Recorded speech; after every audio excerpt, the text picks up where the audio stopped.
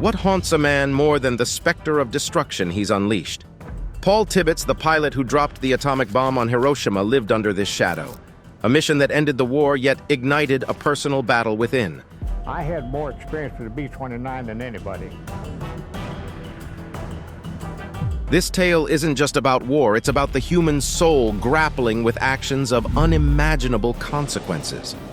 Let's delve into the early life of this man, unraveling the threads that led him to that fateful day. Early life of the pilot. Paul Warfield Tibbets, Jr. was born on February 23, 1915, in Quincy, Illinois.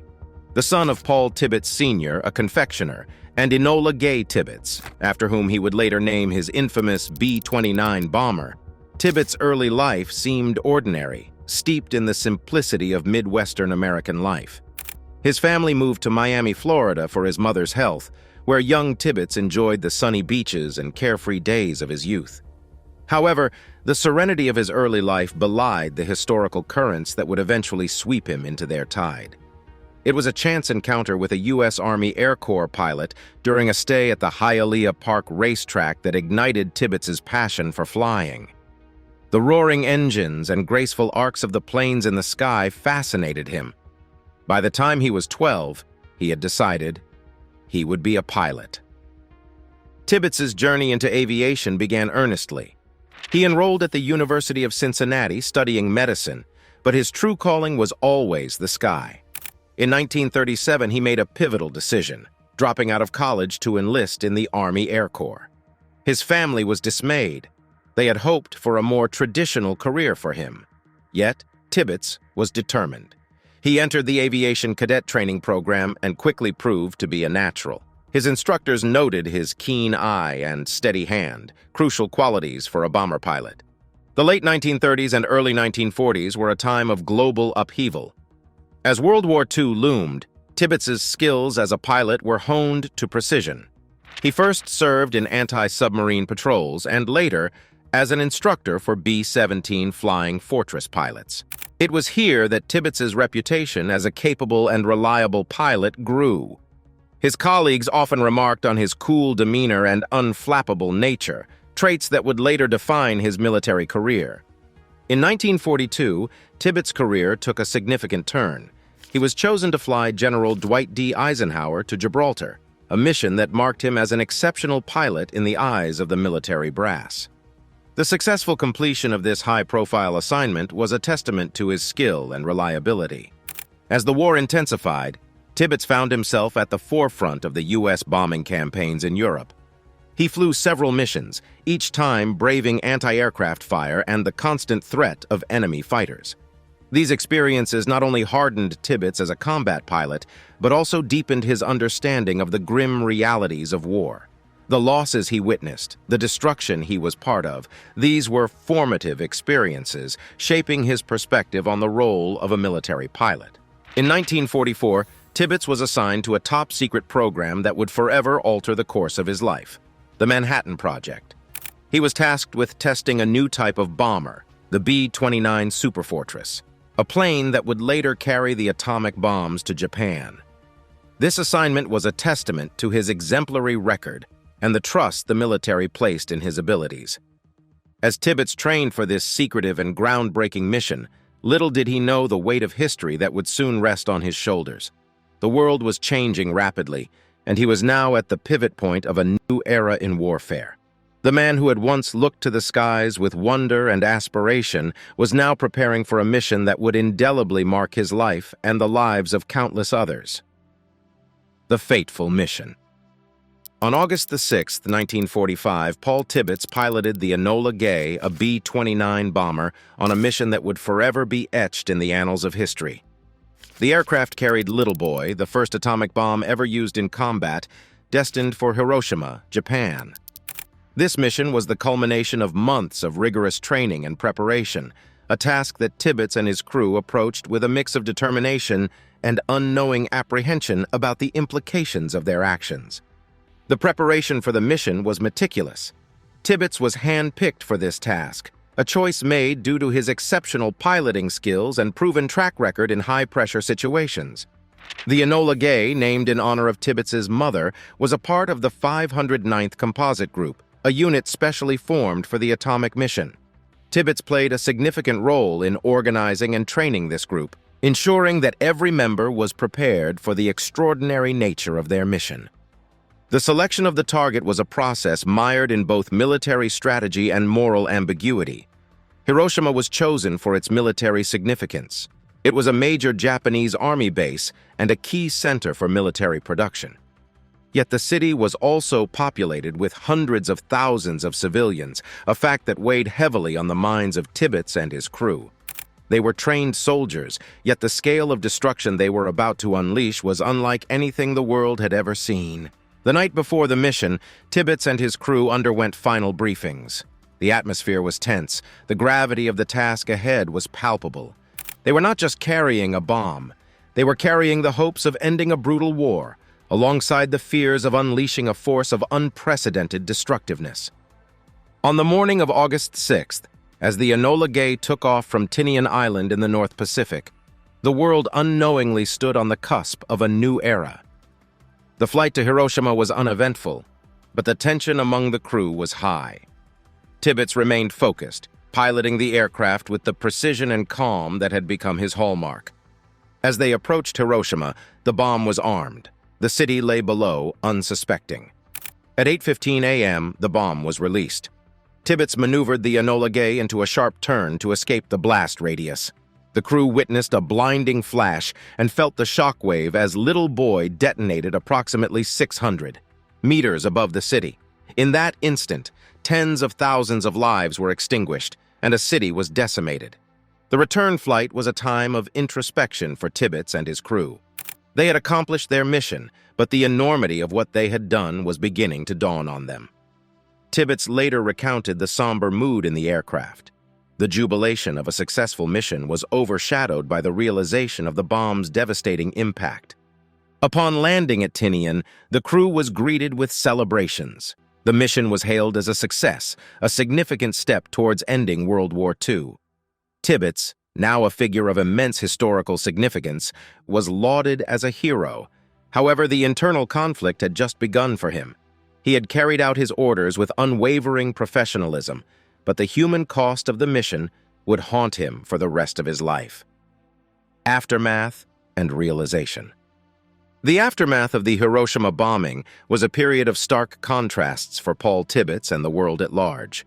While the successful completion of the mission was a tactical victory for the United States, leading to the end of World War II, it also ushered in an era of nuclear anxiety and moral reckoning. For Tibbets, the man at the epicenter of this historic event, the immediate aftermath was a whirlwind of emotions and realizations. As news of the Hiroshima bombing spread globally, reactions were mixed. There was relief and celebration in the Allied nations, as the use of the atomic bomb seemingly hastened the conclusion of the war. However, this was tempered by the emerging details of the unimaginable devastation and human suffering caused by the bomb. Images and reports from Hiroshima depicted a level of destruction and human tragedy that was difficult to comprehend. The city was largely obliterated, and casualties were in the tens of thousands, with many more suffering from injuries and radiation sickness. For Tibbets, the pilot who had dropped the bomb, the initial sense of duty and accomplishment was soon overshadowed by the gravity of his actions. He had carried out his orders with precision, yet he could not remain insulated from the human cost of the mission.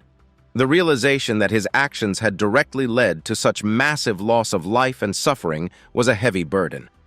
Tibbets found himself grappling with a complex mix of emotions: pride in having performed his duty, relief at the war's end, but also a profound sense of sorrow for the victims of the bombing.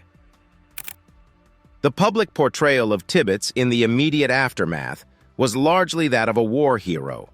He was commended for his role in what was seen as a decisive action that brought an end to the bloodiest conflict in human history. Tibbets was awarded several military honors and received widespread acclaim. However, as the true impact of the atomic bombings on Hiroshima and Nagasaki became clearer, public opinion began to shift. Questions about the morality of using such a weapon of mass destruction and the necessity of its use started to surface. Tibbets himself faced a personal reckoning. He maintained a public facade of certainty and defended the bombing as a necessary action to end the war. Yet, in private, he wrestled with the knowledge of his role in causing unprecedented human suffering. He was not just a pilot following orders. He had become a symbol of the dawn of the nuclear age and its terrifying potential for destruction. The psychological impact of the mission on Tibbets and his crew was profound. While they did not express regret publicly, the burden of what they had done weighed on them. They had been part of an action that changed the course of history, but at a tremendous human cost. This internal conflict was something Tibbets would carry for the rest of his life, a constant reminder of the duality of war. The line between duty and morality often blurred. As the years passed, the legacy of Hiroshima continued to evolve. It became a symbol of both the horrors of nuclear warfare and the resilience of the human spirit. For the survivors of the bombing, known as Hibakusha, life was a testament to the enduring impact of the event. Their stories of survival and the long-term effects of radiation brought a human face to the tragedy, challenging simplistic narratives about the bombing. Psychological turmoil. The psychological aftermath of the Hiroshima bombing for Paul Tibbets was as complex and turbulent as the historical event itself. While Tibbets maintained a public persona of a resolute military man, internally he wrestled with the profound implications of his actions. The burden of knowing he had played a pivotal role in unleashing such destruction weighed heavily on him, leading to a period of intense personal turmoil. In the years following World War II, Tibbets, like many veterans, tried to reintegrate into a peacetime society. However, the shadow of Hiroshima loomed large over his life. The public recognition he received as the pilot who dropped the atomic bomb was a constant reminder of the mission. He was often asked to speak about his experience, a task that required him to revisit the event repeatedly, each time reliving the moment that had changed the course of history and his life. The dichotomy between his public image and private struggles became a source of internal conflict. Tibbets was celebrated as a hero, yet he privately grappled with the moral implications of his actions.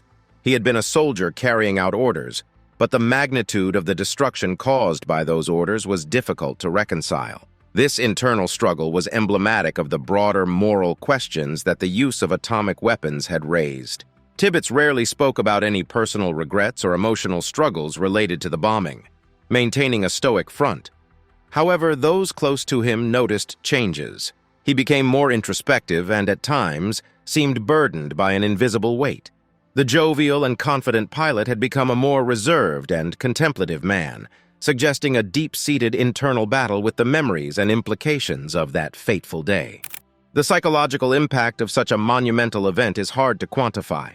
While Tibbets did not exhibit overt signs of post-traumatic stress disorder, PTSD, common in many combat veterans, the unique nature of his experience set him apart.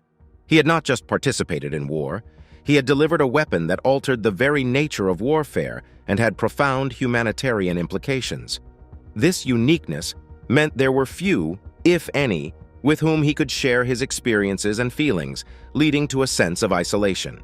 The societal attitude towards the bombings and nuclear weapons began to shift over the years, adding to Tibbets' turmoil. The initial view of the bombings as necessary and justified gave way to a more critical perspective, with increased focus on the ethical implications and the civilian casualties. As the sole person associated with the act, Tibbets often found himself at the center of this debate, forced to defend his actions amidst growing moral scrutiny. Tibbets' personal life was also affected. The constant public attention and the burden of his historical role put a strain on his family life. He was a husband and a father, roles that sometimes clashed with his public persona as the man who bombed Hiroshima. Balancing these aspects of his life while dealing with the internal and external pressures of his wartime actions was a challenging endeavor. Public perception and isolation. The bombing of Hiroshima and the end of World War II marked a turning point not only in global history, but also in the life of Paul Tibbets. As the pilot who dropped the first atomic bomb, Tibbets found himself in a unique and often uncomfortable position within the public eye. His role in this pivotal event led to a complex interplay between public perception and personal isolation, a dynamic that would shape much of his post-war life. In the immediate aftermath of the war, Tibbets was hailed as a hero. The bombing was largely seen as a necessary action to bring a swift end to the conflict, and Tibbets, as the man who executed it, was celebrated for his role. He received accolades and honors, and his name became synonymous with the Allied victory. This public adulation, however, was only one facet of the story. As the years passed and the full implications of atomic warfare became clearer, public opinion began to shift. The narrative of the bombings as unambiguously heroic acts started to be questioned. The growing awareness of the scale of civilian casualties in Hiroshima and Nagasaki and the long-term effects of radiation led to increased scrutiny of the decision to use the atomic bomb. This shift in perspective had a direct impact on Tibbets. Tibbets found himself at the center of a moral and ethical debate about the use of nuclear weapons. He was often asked to speak about his experiences, and while he maintained that he had no regrets about the bombing, these public appearances were a constant reminder of the controversy surrounding his actions. The man who had been celebrated as a hero was now also viewed through a lens of moral ambiguity. This change in public perception led to a sense of isolation for Tibbets. He was a figure associated with one of the most contentious events in modern history, a fact that set him apart from others, even fellow veterans. His unique role in the war made it difficult for him to find common ground with those who had not shared his experience. This isolation was not just social, but also psychological. Tibbets was aware that his actions had forever altered the course of history, and this knowledge set him apart in a way that was both profound and isolating. Tibbets's personal life was also affected by his historical role. His family experienced the repercussions of his public persona, often finding themselves under scrutiny. The Tibbets family had to navigate the complexities of being associated with a figure who was both celebrated and controversial. This added to the sense of isolation Tibbets felt, as he sought to protect his family from the public eye and deal with the internal conflict his role in the bombing had created. In his later years, Tibbets attempted to retreat from the public spotlight. He moved to a quieter life, trying to distance himself from the constant reminders of Hiroshima. However, the legacy of the bombing and his role in it followed him. He was often approached for interviews and comments, particularly on anniversaries of the bombing. Each of these instances forced him to revisit his actions and the public scrutiny that came with them. Legacy and reflection. The legacy of Paul Tibbets, the pilot who dropped the atomic bomb on Hiroshima, is a tapestry woven with threads of military achievement, historical significance, moral complexity, and personal reflection. His story, intertwined with one of the most consequential events of the 20th century, invites a nuanced exploration of the interplay between individual actions and their broader historical impact. Tibbets's legacy is inseparable from the atomic bombing of Hiroshima, an act that marked the end of World War II and the beginning of the nuclear age. This singular event forever changed the nature of warfare, introducing a weapon capable of unparalleled destruction. Tibbets, as the man who executed this mission, became a symbol of this transformative moment in history. His name became etched in the annals of time, not just as a military pilot, but as a key figure in a chapter that reshaped global geopolitics. The bombing and its aftermath raised profound moral and ethical questions. Tibbets found himself at the center of debates surrounding the justifications for the use of atomic weapons and the consequences of such actions. While he consistently maintained that the bombing was necessary to end the war and save lives, this view was not universally shared. The death and suffering caused by the bomb, particularly to civilians, led many to question whether its use was justified, regardless of the strategic outcomes. This moral ambiguity is a central aspect of Tibbets's legacy, reflecting the often conflicting narratives of war, heroism, and humanity. In reflecting on his role, Tibbets exhibited a complex blend of pride, duty, and introspection. He was proud of his service and steadfast in his belief that the mission was essential for bringing the war to a swift close. Yet, there was also an acknowledgement of the heavy burden that came with his role. The knowledge that he had been instrumental in unleashing such massive destruction was something he carried with him throughout his life. Tibbets's story also highlights the personal toll of participating in historic events. The psychological impact of his involvement in the bombing, the public scrutiny he faced, and the isolation that came with his unique place in history are poignant reminders of the human cost of war. His experience underscores the fact that those who serve in the military, particularly in roles of great responsibility, often carry the weight of their experiences long after their service ends. Over the years, Tibbets became a reluctant public figure, his life a subject of interest and debate.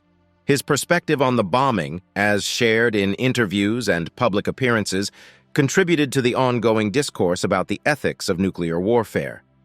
His reflections provided a personal lens through which to view an event that, for many, is a distant historical fact.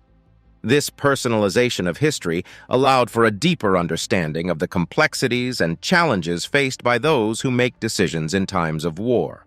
The legacy of Paul Tibbets is also a reflection of the evolving perceptions of war and heroism. In the immediate post-war period, he was celebrated as a hero who played a key role in ending a brutal conflict. However, as perspectives on the bombings and their consequences evolved, so too did interpretations of Tibbets' actions. This shift mirrors broader changes in how society views war and the individuals who participate in it. The evolution of warfare and the atomic age. The dropping of the atomic bomb on Hiroshima, with Paul Tibbets at the controls of the Enola Gay, not only marked the end of World War II, but also heralded the beginning of a new era in warfare and international relations, the atomic age. This period, fraught with its own set of fears, challenges, and ethical dilemmas, forever changed the way nations perceived and prepared for war. The atomic age represented a paradigm shift in military strategy and global power dynamics. The sheer destructive capability of nuclear weapons meant that wars could no longer be fought and won in the ways they had been in the past. The bombings of Hiroshima and Nagasaki demonstrated, in the most devastating way possible, that nuclear weapons had the potential to annihilate entire cities in an instant. This realization led to a significant reevaluation of military strategies and international policies. The immediate post-war period saw a frantic race among the world's superpowers to develop their own nuclear arsenals. This arms race, primarily between the United States and the Soviet Union, defined much of the Cold War era. The fear of mutual destruction led to the development of a doctrine of deterrence, where the possession of nuclear weapons was intended to discourage attacks by adversaries. However, this strategy also led to a constant state of tension and uncertainty as the world lived under the shadow of a possible nuclear war. The atomic age also ushered in a new era of international diplomacy and arms control. The United Nations was established with the hope of preventing future global conflicts, and various treaties were signed in an attempt to control the proliferation of nuclear weapons and reduce the risk of nuclear war.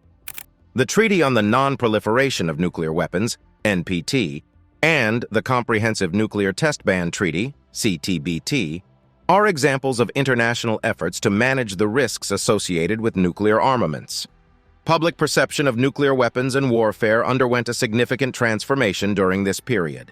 The initial view of atomic bombs as ultimate deterrents and guarantors of peace gradually gave way to widespread public concern about the dangers of nuclear proliferation and the catastrophic consequences of nuclear war. Movements advocating for nuclear disarmament and non-proliferation gained momentum, reflecting a growing global consciousness of the need to manage and ultimately eliminate the threat of nuclear conflict.